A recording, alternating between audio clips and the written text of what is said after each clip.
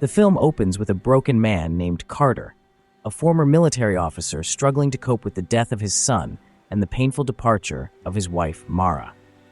Drowning in grief, Carter has turned to alcohol and isolation. Elsewhere, a 12-year-old girl named Bird is taking some photos of Roger, her aunt's boyfriend, who's now taking care of her after her parents passed away. Roger has brought Bird to the cemetery to visit her parents' graves. While there, he hands her a flower and gently warns her not to photograph the funeral service happening nearby. Don't take any pictures of the service. After placing the flower on her parents' grave, Bird hears sudden gunshots. Curious and afraid, she edges closer and hides behind a tree. From there, she witnesses a horrific scene. A man named Sade is ruthlessly killing everyone at the funeral, including the priest. After the massacre, Sade buries the bodies in the open grave to cover his tracks. Bird captures the entire crime on her camera. Meanwhile, Roger, who's looking for Bird, is also murdered by Sade. Noticing Bird with the camera, Sade begins chasing her. Bird runs for her life. Back at his house, Carter is writing an emotional letter when he spots a young girl sprinting toward him. As he opens the door, gunshots ring out. Sade has arrived. Carter and Bird rush upstairs as bullets fly. A gunfight breaks out. Both Carter and Sade are injured in the exchange. Carter is unable to call for help. Sade has taken his cell phone, and the landline is downstairs. You know, for emergencies and such. In a tense moment, Sade calmly tells Carter that he's not interested in staying. He only came because of the girl. As soon as he gets her, he'll leave the house.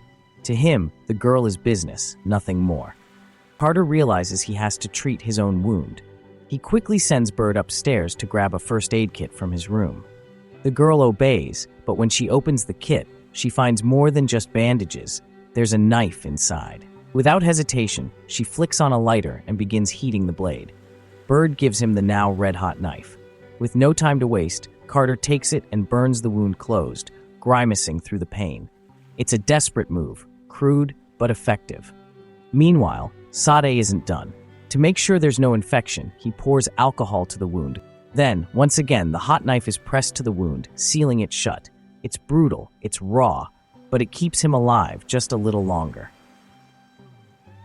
In a moment of despair, Carter sees a vision of his lost family and asks Bird to fetch him a bottle of whiskey.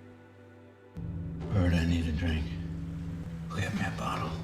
She returns with the whiskey and a teddy bear that once belonged to Carter's late son.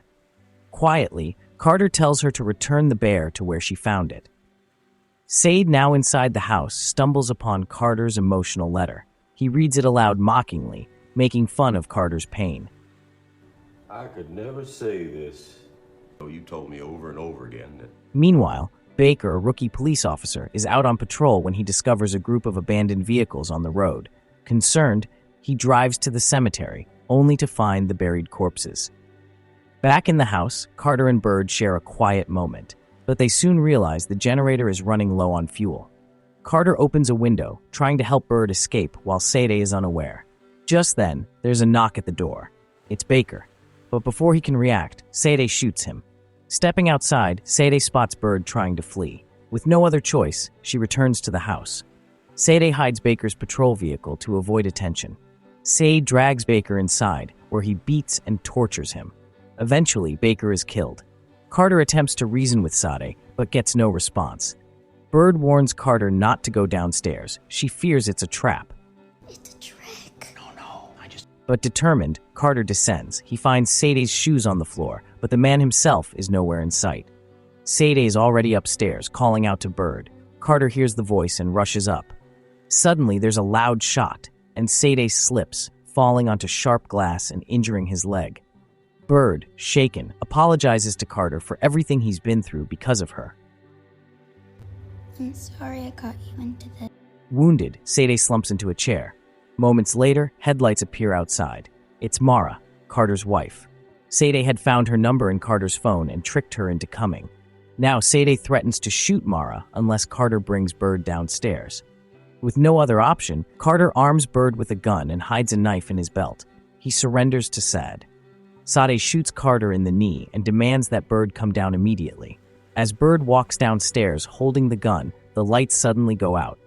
In the darkness, Mara strikes Sade in the face. Carter seizes the moment, stabbing Sade with the knife, but not before being shot in the stomach. Mara rushes outside to her car and dials 911. Inside, Sade raises his weapon, aiming at Bird. But before he can pull the trigger, he collapses, dead. Bird breaks into tears, believing Carter is gone, but then, to her relief, he opens his eyes. The movie ends on a quiet, heartfelt moment of survival, sacrifice, and hope.